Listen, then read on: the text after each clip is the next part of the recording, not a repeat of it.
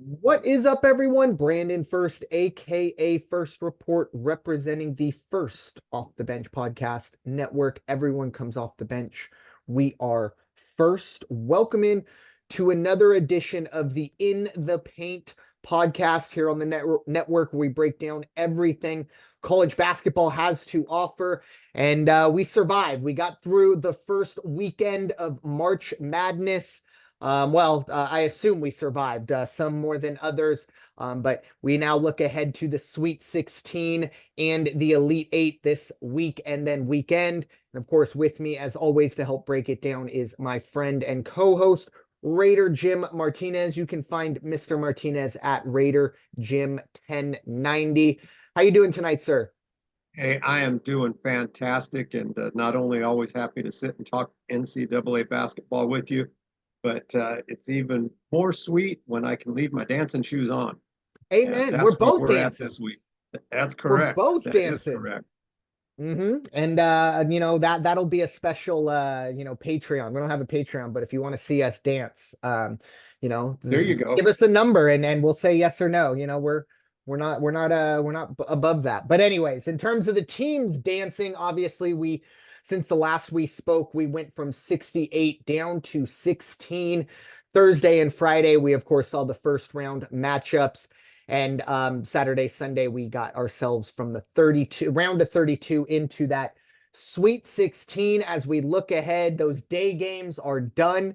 It's time to kind of get back to normal, at least those Thursdays and Fridays. You don't have to maybe sneak a peek on company time, unless maybe you're working overtime. I shouldn't say that for everyone. But we, of course, did get through that first weekend. Raider Jim, what were your thoughts? Obviously not the craziness and the quote unquote madness we saw last year. We only have one double digit seed in the Sweet 16, very dissimilar to last year, where it seemed like chaos reigned supreme. This year, definitely a lot more chalk. But anyways, what were your thoughts on the first weekend of March Madness? Based on our discussion last week when we talked about how is it this team got in and this team didn't, and how do you overlook the Ohio States or whoever, just pick a random team. When you look at it now and you look at each region, in the South region, the third, fifth, sixth, and seventh seeds gone round one. Mm-hmm. Midwest, 4, 6, 7 seeds gone round one. East, 4, 6, 7. West, only one, only the fifth seed. St. Mary's was the one that got ousted there.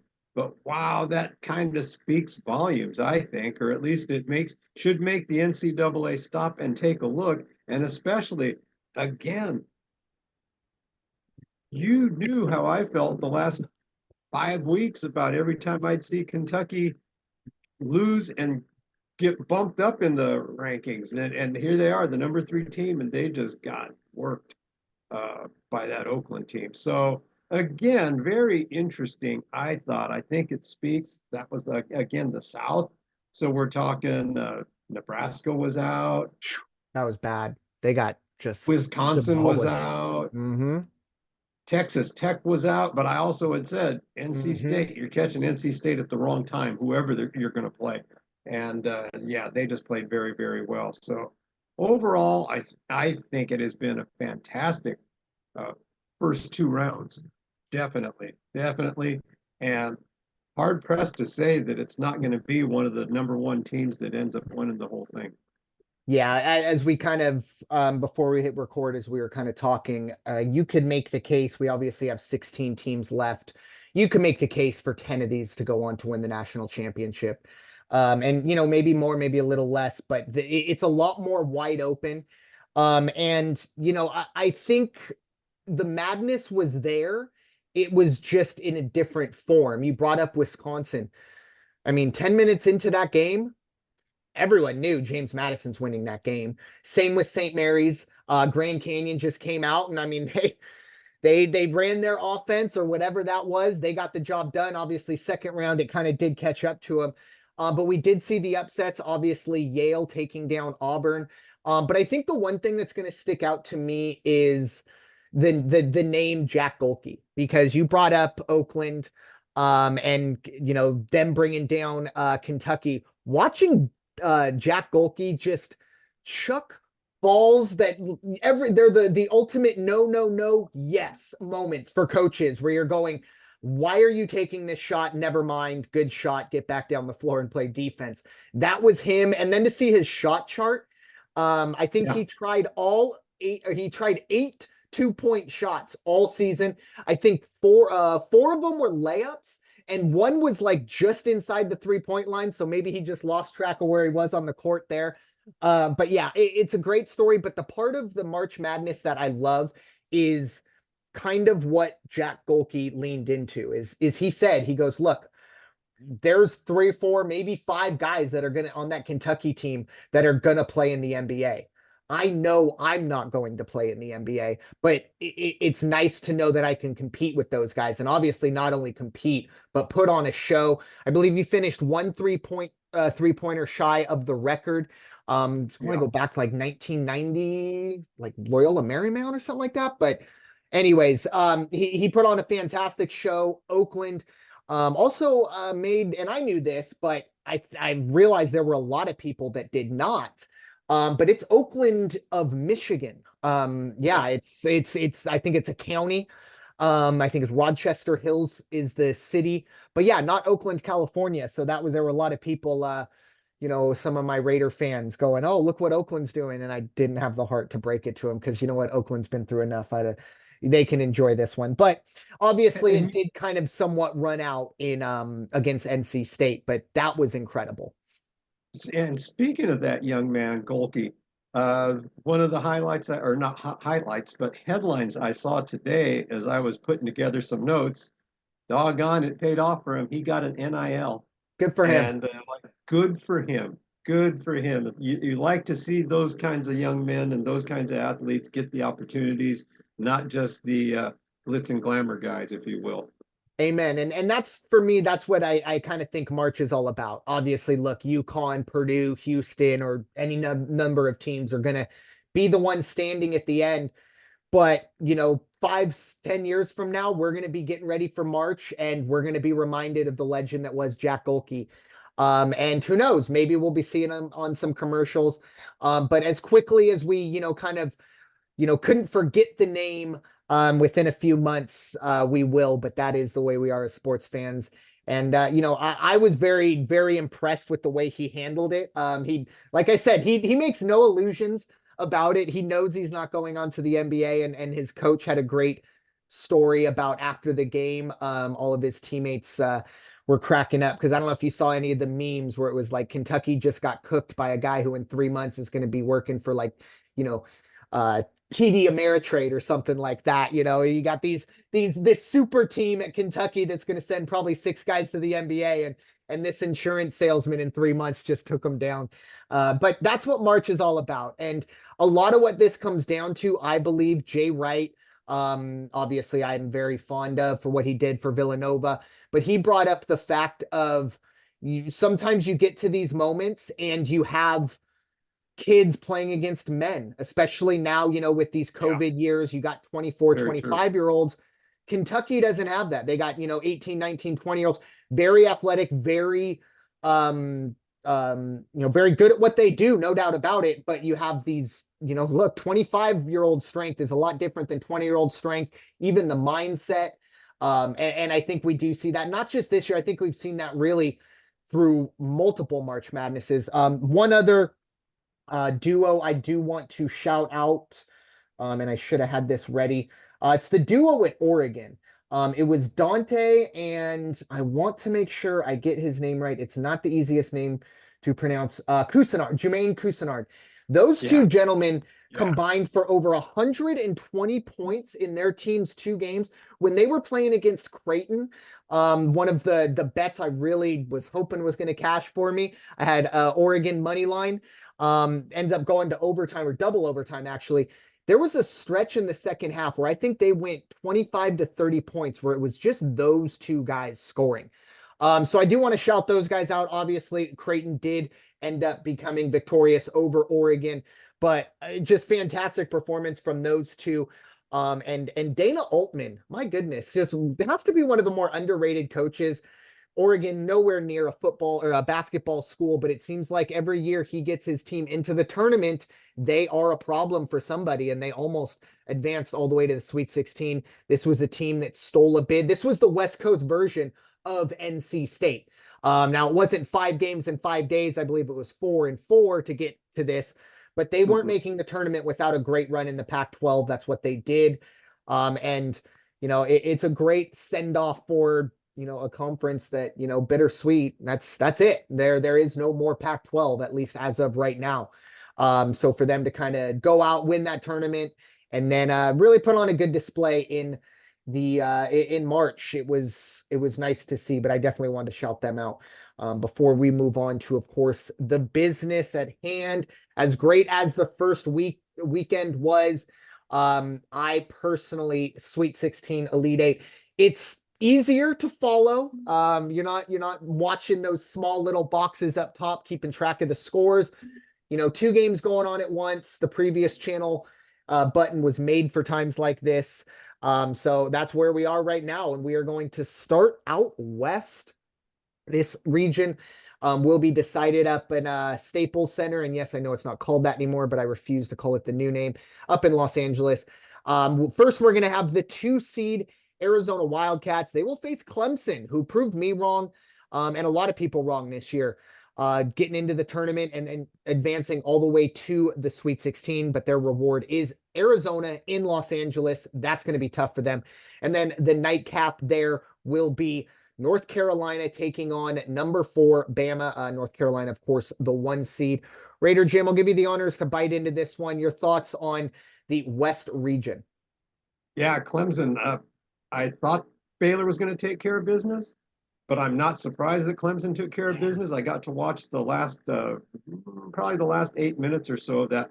Clemson was very, very good. Technically, they were very, very good. Baylor was kind of almost went into a too early of a panic mode, but you could just kind of see the nerves when they were taking their last shots down the final 2 minutes. Clemson took out number 11 New Mexico. They took out New Mexico by 11, Baylor by 8. Arizona, on the other hand, took care of Long Beach State by 20 and took care of Dayton by 10. And Dayton game was a little closer in the beginning than what it might seem at the end. But Arizona's done very, very well. And one of the things I saw today, again, as I was preparing notes, there was a rundown of the 16 coaches that are left in the tournament. A lot of respect. Whoever the writer was, ton of respect given to Tommy Lloyd. I think he had him up there at number 7 or number 6 of all the 16. And not that he was disrespecting anybody, but for the sake of the exercise and ranking them, he had nothing but good positive things to say about Tommy Lloyd and the Arizona Wildcats. And when you think about it, no more UCLA, not the team that we're used to seeing there. There was Oregon, but they kind of didn't make it all the way. But wow, Arizona, they're hanging on. They're representing the Pac-12, and this is the final run for the Pac-12. So hopefully they can take care of business against Clemson. I think they will. Going to have to sharpen up a little bit on defense, but I think they'll be fine. And then on that other game, that's the Alabama game. Yeah.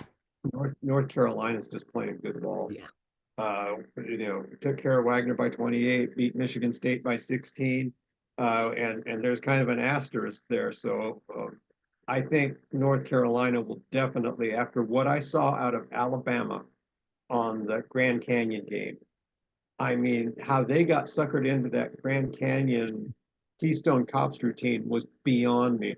But I'm sitting on my sofa just screaming words like garbage, trash. I'm yelling, knock it off. What's your problem? And I'm yelling at both teams. It was terrible. In my eyes, it was terrible. And I didn't feel as bad because when they got to Barkley afterwards, he was very critical of what Grand Canyon was trying to pull that game. And he said, I don't think they ran a play the entire game or maybe the entire 2 games of the tournament. Going back to my asterisk, though, when you give your breakdown on these 2 games, Michigan State's out now. Izzo got his another guy. There was that other team. It's like, how did they get in when they lost as many games as they did and they didn't win their conference tournament? Oh, well, they got in. I think it was still, a good old boy network type thing. Yeah. With that being said, I'd like to know what your thoughts are on what Coach Izzo had to say before the tournament even started. And basically, we got to get rid of these Cinderella. Just because you won your conference tournament means you get to go to the dance. I didn't appreciate it. It's obviously a very elitist comment. Yeah, you want to make your path easier to get to March. But I'll also say the night for James Madison, for Yale, for Oakland, and maybe you'll take Yale out of this because they've had success in the past, but even Grand Canyon, their first game, that means more to that fan base and that school than maybe some national championships to schools like Michigan State. And Tom Izzo has every right to believe what he wants to believe. But once again, I just think when it comes out of someone like that's mouth, it's like was it the teacher from Charlie Brown? Rah, rah, rah. It's just okay, yeah, you just want an easier path because look, Michigan State looks around and goes, man, maybe if we didn't have these things, we would have gotten a 6 or a 7, and then we're sneaking our way in, and we don't have to play North Carolina. But at the same time, I also wonder, does James Madison not deserve to make the tournament? Because I'm gonna look through your schedule and realize James Madison beat Tom Izzo. So where does the line? Who decides what Cinderellas are? What's the criteria? Like I said, I understand the kind of connotation of, oh, well, no one wants to see whatever Purdue beat whoever they beat in the first round by 40 points. Yeah, you're right. But they earned their right to be there. And you know what? That's their opportunity. And I think it makes college basketball so much better. If we just picked 16 teams, say these were the 16 or the top 16, and conference tournaments didn't matter, why do 35% of schools play D1 basketball? There's no point. I mean, there are 350 schools that play D1 basketball right now, and you could argue that's too much, and maybe you're right. But point is, the reason why I would say 80% of the low majors and mid majors are even playing at the D1 level is for the opportunity on a Thursday or a Friday for 40 minutes for their school to be right next to a Kentucky, right next to a Michigan State. They can run their commercials. They can get the thing that Michigan State gets just by waking up in the morning. And like I said, it's like one of those things you go, okay, thanks, coach. Like, I respect you, but I'm going to disagree on that one. And it kind of goes back to the SEC. I believe it was the SEC commissioner who also kind of championed that stance as well. And then I believe, within 24 hours, both Yale and Oakland had taken 2 of his teams out. So, Yep.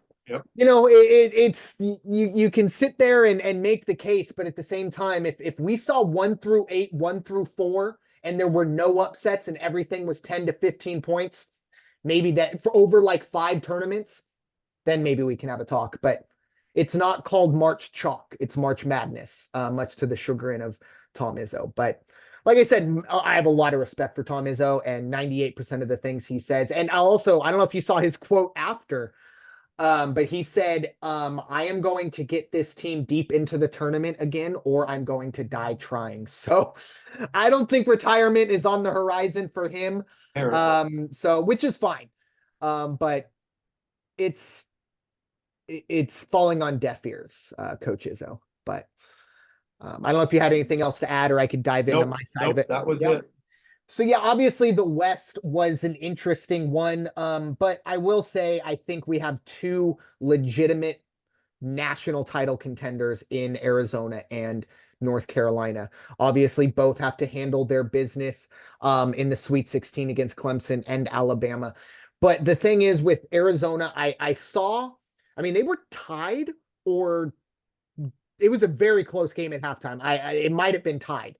And they came out and just kind of looked around and said, okay, no more nerves, no more this, no more that. We're going to go out. We're going to take care of business. And they did. And that was a Long Beach State team that had and it was Dan Monson who had the kind of, unemployed, employed tag. So they had a little bit of magic going for him too. Unfortunately, that couldn't carry over. Then on the other side, North Carolina looks unbelievable. The dominance that we saw, and I think that's why a lot of people are a little ho-hum on this tournament, because some of the top teams just absolutely boat raced their opponents, and North Carolina was definitely one of them. I don't think they really had to worry about anything, 10 minutes into each game. So I think they do take care of Alabama, as you said. North Carolina is going to come in and they're going to just beat them. They're not going to resort to kind of as you said, the shenanigans that we saw with GCU. But at the same time, Alabama can score. My question is, how does Alabama defend the inside out game? Because the Baycott to Cormac Ryan or insert guard here, that's going to be the issue. I think Michigan State's a better defensive team than Alabama is, and Michigan State struggled. I mean, I don't know if they ran anything other than inside out game against Michigan State, and they dominated. So I don't see a path through here for Clemson or Alabama. I think we see a 1-2 matchup. I did have in this one, Arizona going through all the way to the Final Four. I do think a big part of this is the location. This is in Los Angeles. University of Arizona travels well really anywhere, but especially on the West Coast. I mean, here in San Diego, you can't throw a rock without hitting someone who went to the University of Arizona. So I think you're going to see a heavily partisan U of A crowd.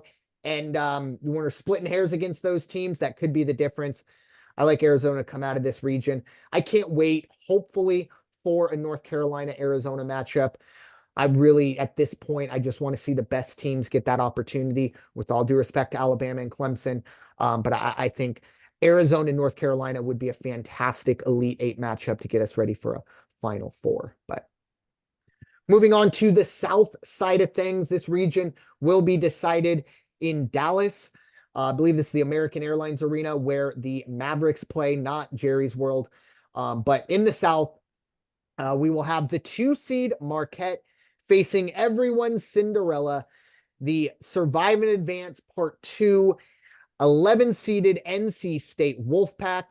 On the other side of that, maybe the game of the week, at least it's already set. The 1-seed Houston Cougars versus the 4-seed Duke Blue Devils. One interesting note that I saw this morning, Duke has not beaten a team seeded higher than them in a tournament since 1994 when they beat Purdue. That's 30 years of not beating. And I know Duke's a 2 and a 3 seed pretty much every year, but they've won at least 2 national titles, maybe 3. I didn't check it out, but that's crazy to me. But anyways, they will need to kind of exercise those demons. They are 0-5 just for posterity's sake, so it's not a massive sample size, but 5 games is enough to be a sample there. Raider Jim, what are your thoughts? The South region being settled in Texas. Yeah, NC State and Marquette. What a game that's going to be. -6.5 right now for Marquette. That's the line. I don't see it changing too much either. NC State can definitely keep up with them. I don't know if they can stop the offense of Marquette. Marquette's offense has been pretty much has been doing very, very well. Shaka's got the boys playing just right. NC State, there's no loser for this one for me. Would love to see either one of those teams advance. NC State, because of Jim Valvano, is very near and dear to my heart, and of course Marquette, where my boy went to school. There you go. So yeah, he did his graduate work there. So you can't you got to give them a nod too. But they beat Western Kentucky by 16, Colorado by 4.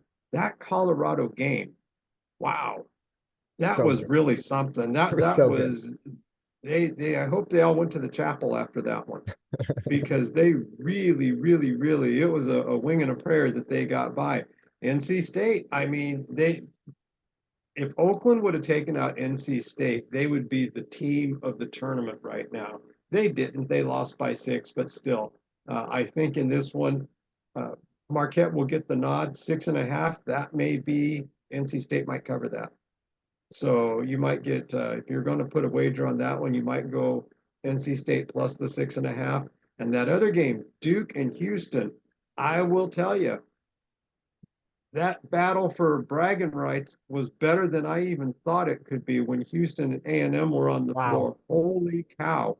They won by 5, but did they really win by 5? You know, it was one of those things because that was so close. Duke, of course, Vermont by 17, James Madison by 38. Oof. James Madison, it was a good story Yeah. and good for them to get out of that first round. But Duke took care of business. This is going to be a tough one, but I think Houston is going to go ahead and, even though they're -4, I think they'll cover the 4 points. Duke is, they're going to be up because they're going to slow it down. They're going to do that thing where they bog it down and they, you know, they make everybody, they get the other team antsy. But their defense is so good and their offensive ball handling is so good. So I'm still going to take Houston on that round also. Yeah, this region, I my bracket is holding together. But it's like one of those things where if someone gets up too quickly or sneezes too close to it, it just will fall apart. It's like that Jenga with the final piece on the bottom. No one wants to touch it. That's how my bracket. I have 7 out of the 8 possible teams still alive for the Elite Eight, which is great. But like I said, that's it's going to be difficult to think all 7 of those teams. But of course, the only one that I missed, I I do podcasts with you every week pretty much during college basketball season, and you've been screaming about don't fall for the Kentucky trap, don't fall for the Kentucky trap. Brandon fell for the Kentucky trap, lost the Final Four team on the first day.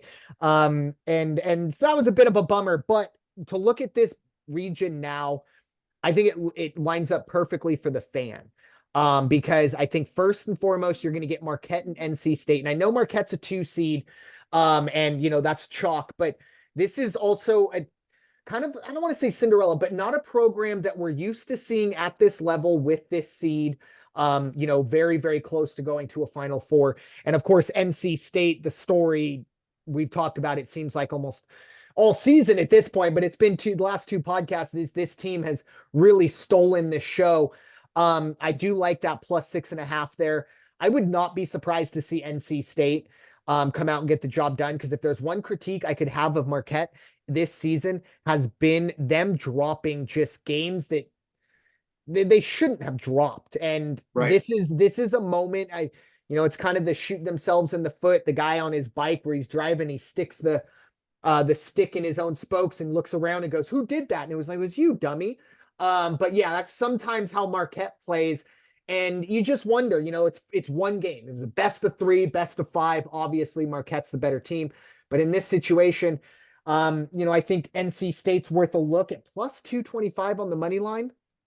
That's that's not terrible. I think you're looking at an NC State team that at the very least is going to be as rested as they have been. I mean, this is not a rested team, but they've had essentially, so they'll be playing on the 28th. So that'd be Thursday. So they've had 4 days off. I mean, that's a mini vacation the way these guys have been playing lately. So that might also be a part of it as well. On the other side, the nightcap, wow, Houston Duke. I was not very high on Duke. I actually picked James Madison in my bracket and betting for James Madison to take down Duke. Didn't go too well, but they have played as good as I've seen them since conference started. I was not impressed with Duke in the ACC play. I undervalued the ACC. You take Virginia out of it, and goodness gracious, how bad was Virginia in that first 4 game? But you take them out of it, the ACC is 8-0. And then also on the other side, the Big East, 3-0 or 6-0, excuse me. All of their teams are all the way through as well. But Duke did not look great in what I thought was a down ACC. They have flipped a switch. I mean, this was a team that lost to NC State in the quarterfinals of the ACC. That was the last taste on Duke I had in my mouth. And they just came out and boat raced Vermont and James Madison. And Houston on the other side, as you kind of said, yeah, they won by 5. It went to overtime, but was kind of fluky. It was one of those things where you feel like you have to go back and watch it again. How did we get here? I think it was a minute 50, and Houston was up by 12. And we end up going to overtime. That was kind of crazy. Even the inbound to tie the game, like it was just really bad defense. Not too often you see that out of Houston, but they got the job done, won it in overtime.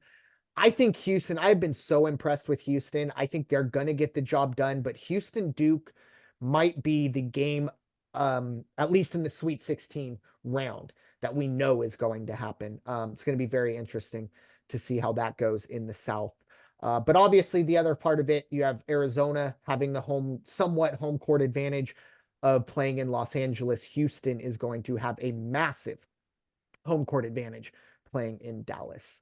Obviously, Right. plenty of Cougar fans who are going to come down, and it's not like a whole lot of neutral fans in Texas are going to be pulling for Duke. But we'll see how that goes in the South in Dallas. Moving on to the East region. Now, a quick little note, the West region champion will face the East region champion in the Final Four, so just keep that in mind. But the East will be decided in Boston. The 1 seed, UConn Huskies, the number 1 overall seed, facing, of course, my San Diego State Aztecs, who got through to another Sweet 16, the 5 seed. And on the nights, at the nightcap, we'll have the 2 seed Iowa State taking on the 3 seed Illinois. I did just look at the lines here on this one. Very different lines for these 2 games. San Diego State coming in as a 11-point underdog, and Iowa State is a 1.5-point favorite. I said that kind of weird. So, but pretty much a pick 'em in the Iowa State Illinois game, but Connecticut heavy favorites. I'll get this one started as it is my Aztecs. This is a carbon copy, essentially, of what happened last year with San Diego State. They have a close game in the first round that maybe shouldn't have been close, but the way they played made it close. That happened last year against Charleston. This year it happened against UAB. They go out, they get the job done, and then they get help on the backside of it, where Yale takes down Auburn. And last year, I don't know who the team was that took them down, but Furman ended up advancing, and San Diego State dominated their second round game against Furman, just like they did against Yale on Sunday night. Very impressed with what I saw. I was only able to watch a half of that game, but by the time I got to the bar to check it out, the game was pretty much already in hand, which was fantastic as a fan. Best games to watch are when your team has it fully in hand. In this game, while San Diego State last year can say, look, we in the Sweet 16, we faced the number 1 overall seed. And guess what we did? We went and we won that game. Last year's Alabama team and this year's UConn team are not the same, other than the fact that they play college basketball. That's pretty much it. Last year, I did not think San Diego State was going to beat Alabama, but I at least said, look, if San Diego State can turn this into a rock fight, a mud fight, a 60 to 58 type game, San Diego State's got a chance. And guess what? That's exactly what they did against Alabama. I don't know how you beat UConn. I mean, other than the obvious score more points than them, but I don't know how you get there. They have no problem getting into a rock fight with you. They have no problem getting into a shootout with you. If you want to shoot threes, they can go with that. If you want to figure it out down low, they'll figure that out as well. I love my Aztecs, and the feeling around the city is great. There are a lot of people who are really excited, and you know, I kind of have to bite my tongue because I'm a natural born pessimist, or at least maybe not natural born, but the nurture of the sports around me has turned me into a pessimist. For me, it's like I kind of want to be like, yeah, but UConn's next, and I would take UConn minus 11. I think UConn's a much better team than San Diego State, with no disrespect to the Aztecs. I will say this: Brian Dutcher has really picked up the torch from Steve Fisher and ran with it. I had questions about whether or not that would be the case. Even 2, 3, 4 years into Dutcher's reign, I wondered if maybe it was best for them to go in a different direction. I was wrong. But of course, unfortunately, in this situation, I just think UConn is head and shoulders above everybody including San Diego State. One final positive for San Diego State. At this point, wearing that uniform, I don't know if I've seen a more talented player than Jaden Ledee. Now, obviously, Kawhi Leonard has turned into a top 5 basketball player, but when Kawhi Leonard was at San Diego State, he wasn't doing the things that Jaden Ledee did. Did he have to? No, but he wasn't doing them. But what I'm seeing out of Jaden Ledee is mind-blowing. It's incredible to see what this guy can do. He can beat you from 3. He can beat you face up. He can beat you on the post. He can beat you drive into the hole. And he's going to probably rip down 10 to 15 boards a game. I've been so impressed with him. It's just unfortunate, we only get 1 year with him and, at least one more game. But it will be interesting to see how he deals with Dalton Connect or not Connect, excuse me. Oh my goodness. What's the kid's name from I'll pick it up. It sounds like Connect. I've just been thinking of Dalton. Klingon? Thank you. Klingon. Yeah, the C's and K's get me. But yeah, Klingon. I'm going to really be interested to see how that matchup goes, because it's not too often that he's been out kind of, out muscled. We'll see if that happens. But I do think UConn not only takes care of business against San Diego State, but I have UConn to win the national title. I'm so high on UConn. You could call me Snoop Dogg if UConn was a drug, but Iowa State, Illinois, I think it's going to be a really, really good game. I think Vegas got it right with pretty much making it essentially a pick'em. This is a coin flip game for me, and to be completely honest, I don't think it matters. Like I said, I'm just so bullish on UConn. But I think the East. Oh, one more final thing. I guess I just really like to bring up the fans and stuff like that. Obviously, you're going to see a lot of UConn fans in Boston. I think Illinois fans will be there as well. UConn has not had to get on a plane yet this entire tournament.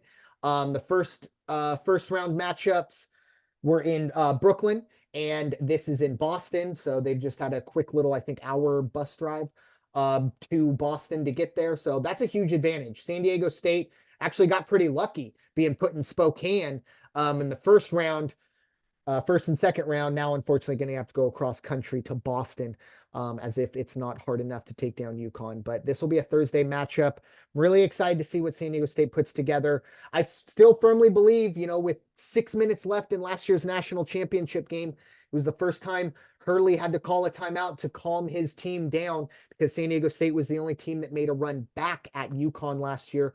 We'll see if that history repeats itself, or if San Diego State can get over the hurdle. But once again, I always just want to preface this. There's a lot of new Aztec fans here. Enjoy it. All right. When I started becoming an Aztec fan, them getting to the Sweet 16 was a video game simulation. So just enjoy this. Last year was a lot of fun, but it was an exception to the rule, not the rule. But Raider Jim, what are your thoughts on the East? Yeah, we're going to start with the Illinois-Iowa State game. Quite honestly, there's my first upset of the tournament. And to me, it's not an upset. I think Illinois is going to take care of business. Either one of those team money lines, you're going to, of course, win that bet. But Illinois, I think Illinois is playing fantastic right now. Iowa State, they didn't struggle against Washington State, but I thought they would have handled it a little more handily than what they did. Yeah, they won by 11. They took care of business against South Dakota by 17. But I thought it was going to be a little more firepower from them when they played Washington State, which that's not to put a knock on Washington State either. They had a fantastic run so far till last weekend. But Illinois, I think they're going to come out, be fast, score hard, score a lot, and I think they're going to be able to defend Iowa State very, very well. So I take Illinois on the money line on that one. On that SDSU game, I think you're spot on everything you said, and the kid's real good, Ledee. I'd like to know if you think he's got enough support, because it seems like, at least listening to local media and everything, and even some of the nationals, they're saying, yeah, man, but if something happens to that kid, ... And that's the difference. UConn had 3 starters finished in double figures against Northwestern, and the 4th guy had 9. Against Stetson, all 5 of the starters were in double figures. Very, very important that they've got that ability to spread it around like that, and it shows in the scores. Yeah, I think the big thing for me, because you brought it up last week too, with the foul trouble of Ladie, and it happened in the conference tournament, and I think it happened maybe early on against UAB. I was at work, so I heard little whispers about that. But the hard part here is he's going to have to be defending um someone that he's probably going to have to pick up fouls against. And that's the hard part. I think he's 7'2". Clinton is, I think, 7'2". He's a big Yeah. kid. He's bigger than Ladie. Maybe not, strength wise, but definitely length wise. That's a big issue. San Diego State, it's kind of a Robin by committee. You don't know if Robin's going to show up, and you don't know who it's going to be. It could be Micah Parrish. It could be Trammell. It could be somebody else. But that's the key. We talked about North Carolina, their inside out game. San Diego State had an inside out game like North Carolina. San Diego State would be much bigger threat right now. Probably wouldn't be in this situation because they wouldn't be a 5 seed going up against UConn. Because that's been the biggest thing with San Diego State is Jaden Ladie either goes down, or let's face it, I think it was the UNLV game. I think he only had 9 points. It was like 2 of 12. It happens. He had a bad game. That's when you need the other guys to step up, and they Right. haven't done that. And when they have, it hasn't been the same player, which maybe is a good thing. I don't know. But like I said, the best way I could describe it is a Robin by committee if he shows up. Because there's no guarantee that Jaden Ladie is going to get support. And I'm hoping that this week, thank goodness San Diego State at the very least, and maybe it does work against him because Hurley gets a chance to look him over. But San Diego State's got 3 days to get ready for him. Technically, last year, they only really had 1 day before the national title, and maybe they were in their heads a little bit. I don't know. It's going to be tough. The only way San Diego State wins, as you kind of alluded to, they're going to either need Jaden Ladie to score 50 plus points, or they're going to need a minimum of 3 players in double figures. Minimum. Right. And you're probably also going to have to shoot north of 40% from 3. So that's why, once again, it's hard for me to be terribly positive as an Aztec fan about this game in terms of the result I'm expecting. But once again, I'm just going to enjoy it. It's going to be a great little pre-Friday Eve, little something to watch. So, And my other concern would be what you alluded to is, hey, this isn't heading up on a 2-hour plane ride to no. Spokane, Washington. And they don't travel well. They did not travel well this season at all. I don't know that they won a game on the road. They may have won 1 game on the road, but it was not a good road record for them during conference play, if I'm not mistaken. And to go all the way back there into the home court advantage for UConn, my goodness, because they're playing in Boston, so it's literally probably an hour and a half drive to the arena. That place is going to be packed with UConn people. Yeah. So I would be interested to see the itinerary when they get there, how they set that up. Now, I'm pretty sure the NCAA, a lot of it comes down to availability of gyms. So it's not like you could just show up on a Monday and expect that you're going to be able to practice wherever. So they'll have to either figure that out or go when the NCAA kind of opens that up for them. The one, I guess, somewhat caveat I would say, and maybe I'm playing devil's advocate for the Aztecs, is, and we've mentioned it multiple times, the travel in the Mountain West it's not so much being on a plane. It's being on a plane and then getting onto a smaller plane and then landing in a really small airport and then getting on 3 buses and driving into Laramie, Wyoming. And that won't be the case. I believe it's Logan O'Hare, is Boston. Yes, correct. So, it's not that crazy. I mean, obviously it's not like you walk out from the airport and you're at the arena, but it's not the kind of chaos it takes to get to a Fort Collins or well, now I'm only thinking that, or I think it's Logan is where Utah State plays, or, even back in the day, Provo or things like that.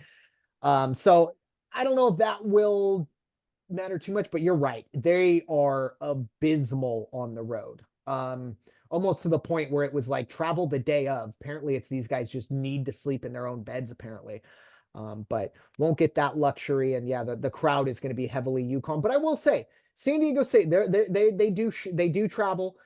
It's not going to be crazy. And I don't know if I mentioned it after we talked about the conference tournaments, but San Diego State had, I believe, almost even or more fans than UNLV did in their matchup. And that's saying something, considering that is UNLV's home court. But one more thing, as I'm looking back at this past weekend, good for exposure and good to get this kind of attention, but the Aztecs had the last game of the evening on Sunday.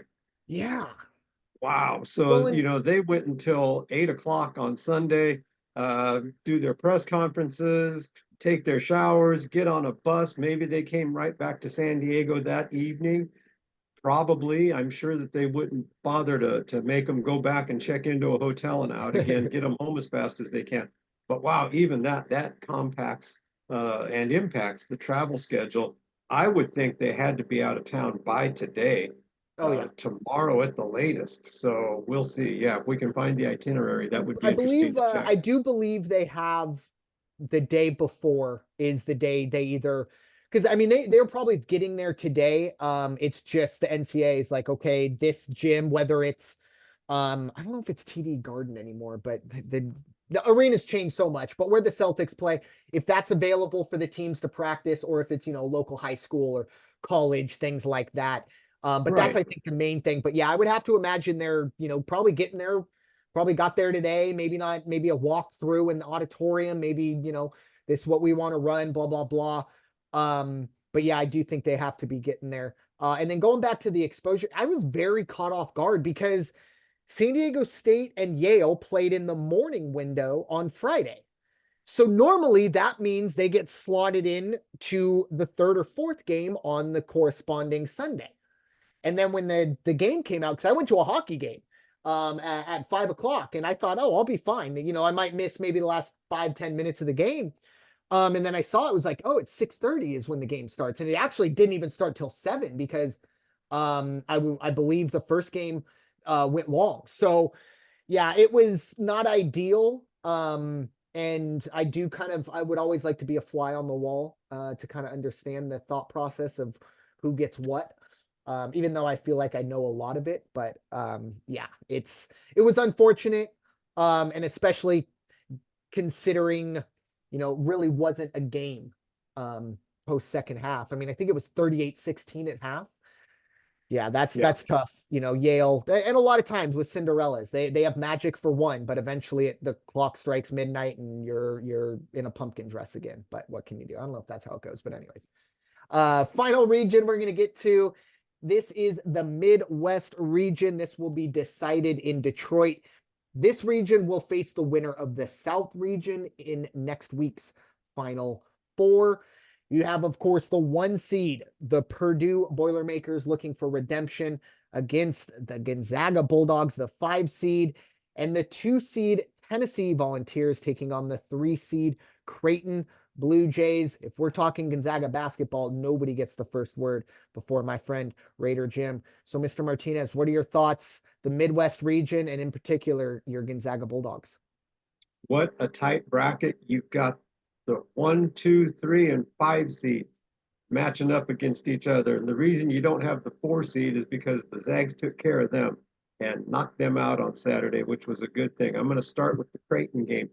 Creighton's been playing very, very well. Very impressive these first 2 games, in my opinion. Fought a little bit against Oregon, but you know what? They kept their composure. They took care of business. They still ended up winning by double figures. So Creighton against Tennessee. Now, Tennessee barely got by Texas. That was a great game. 4 points. They beat St. Peter's, the Peacocks. They beat them by 14, but Texas only by 4. Tennessee right now is the favorite at -3. I actually like Creighton in this one. I think Creighton's going to come out and stand where they've been and play good offense, play good defense, keep Tennessee in check, force some turnovers, and watch for Creighton to take this one. I think it's going to be a great game. And then what do you got to say? There's only one game left to talk about.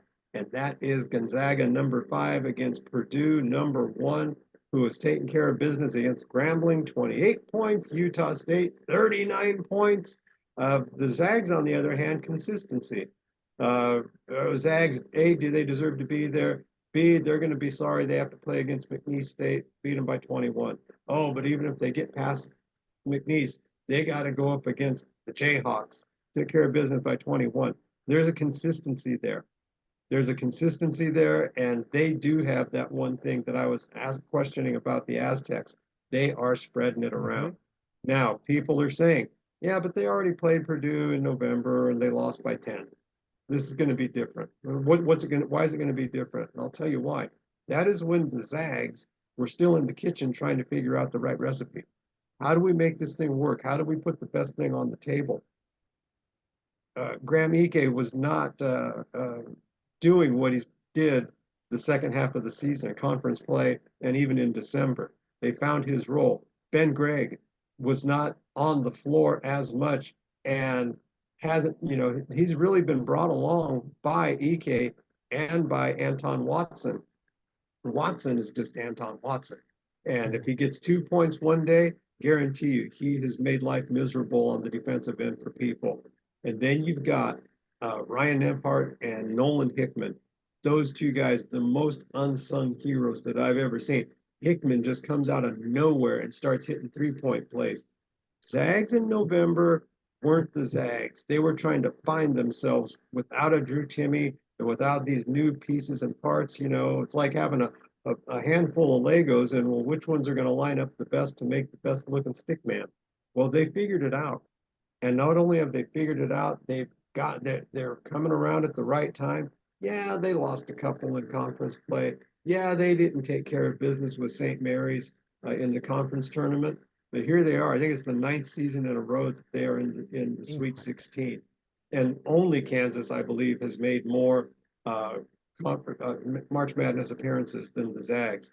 I referenced the article that was written where they gave great props to Tommy Lloyd as being, like number 6, number 7, as far as the 16 coaches left. I was so proud, and it made me feel so good to see that they actually had written Mark Few as the number 1 coach left for the Sweet 16. Not the Zags. This Zags team, and Mark Few is Captain Ahab. And that must have been projected by Herman Melville when he wrote Moby Dick. And so the national championship is Mark Few's white whale. But one day he's going to get it. I don't see why he can't get it this year. They only shot 36% in November. This team's not going to shoot 36% come Thursday or come Friday, excuse me. And so I will take. It might be a close one. Maybe they won't pull it up, but do the Zags cover the 5.5? Yeah, but I mean they're going up against tough competition. They got to get Edey in trouble early. If they can get a couple on Edey within the first 5-6 minutes, game on. Yeah, I've been very, very impressed with Purdue. About 5 minutes into their first game, I put a future on them to win the national championship at 7-1. There's once again, we talked about it. The referees are going to give Edey all the calls. And it is what it is. You have to be physical to stop him. He's 7'4", 280, whatever he is. He's a big kid. And you have to do that. I mean, I think by the second game, he came out of like the final media timeout and he's got scratches on him and bruises. I mean, he's been beaten up. And really hasn't even really technically been tested. I have been very impressed. You brought up 9 straight Sweet 16s for Gonzaga.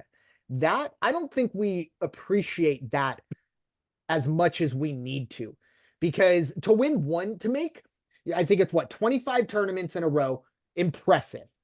But to go essentially 9 straight tournaments avoiding the early minefield. I mean, every team essentially in those 9 years that has been there multiple times has at some point slipped up.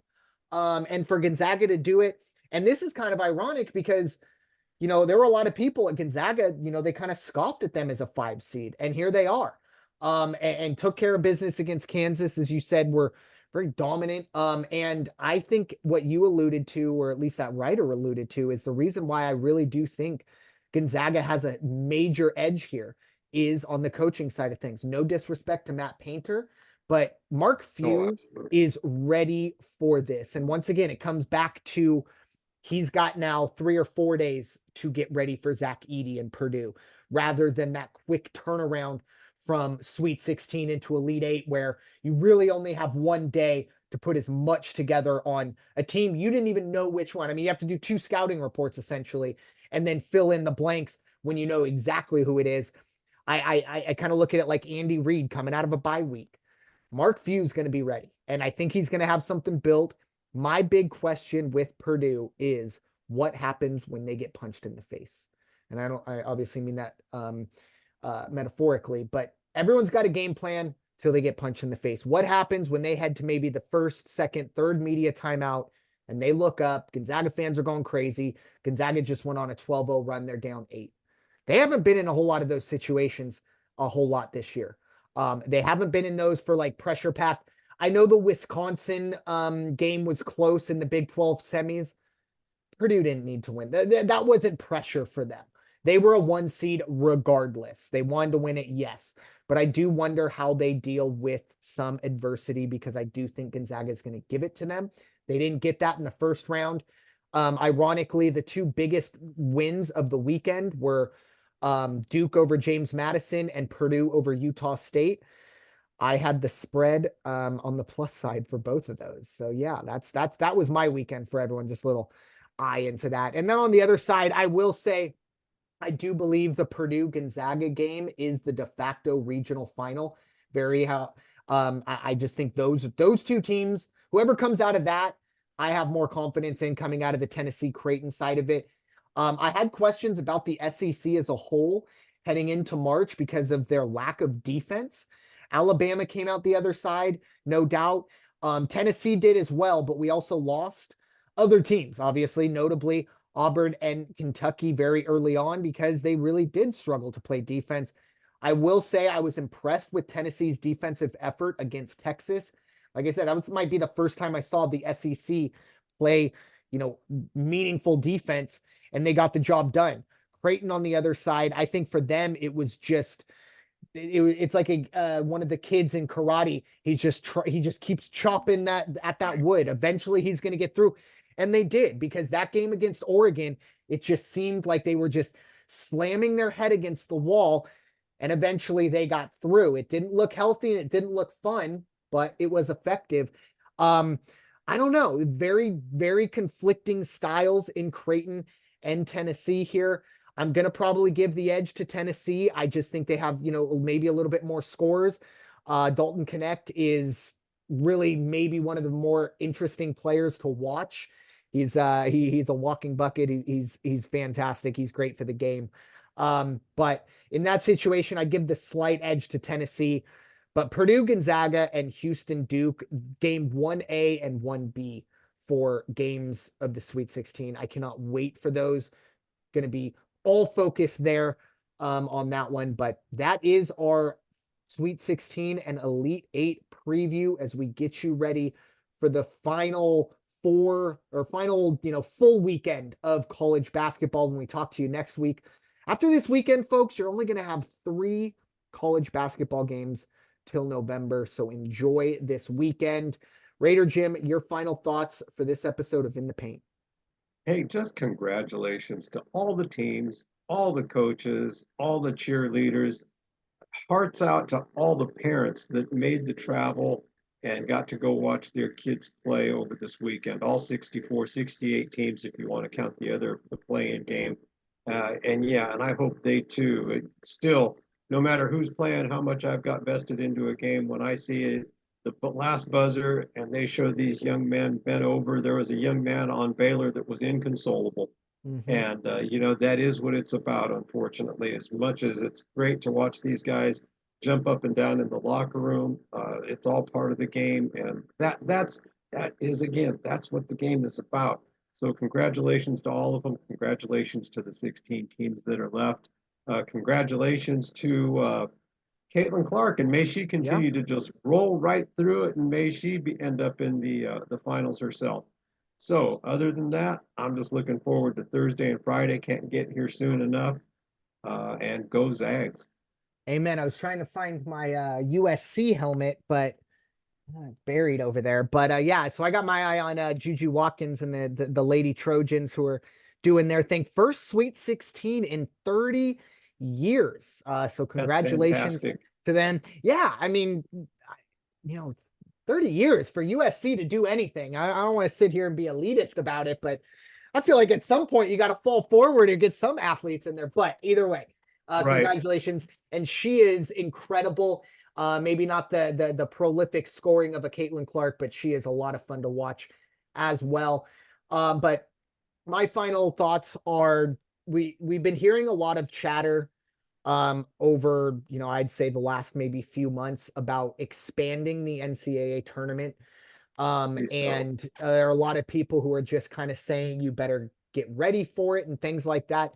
The one thing I will say is I hope this weekend kind of maybe put a kibosh on that. And this isn't a negative, but there were some really mismatched matchups, if you will. Some teams that just were leagues ahead. And I think that only gets more magnified when you invite more teams in. I don't believe that everybody should just get in because you won 17 games in the Big East. We get closer and closer to the bowl situation in college football where 5 bowls matter and everything else is essentially a money grab for the Frosted Flakes, Tostitos, lighter bowl. And no one plays in it. Everyone's already in the portal. So I think 68 right now. I mean, personally, I'd like to go back to 64. I don't like the first 4, but whatever, it is what it is. But I think we're perfectly fine where we are. And yeah, you know what? There are going to be some teams that feel left out, but that's life. And if we bump it up to 96 teams, what do you think 97, 98, 99, and 100 are just going to sit quietly? No, there's always going to be a line. There's always going to be somebody left out. Don't get upset. Just get better. I don't know what more to say. But with that being said, thank you all so much for listening to this episode of the In the Paint podcast presented by the First Off the Bench podcast network. Everyone comes off the bench. We are first. It is time for y'all to go wash your hands and stop hating everybody. Enjoy the games. Take care.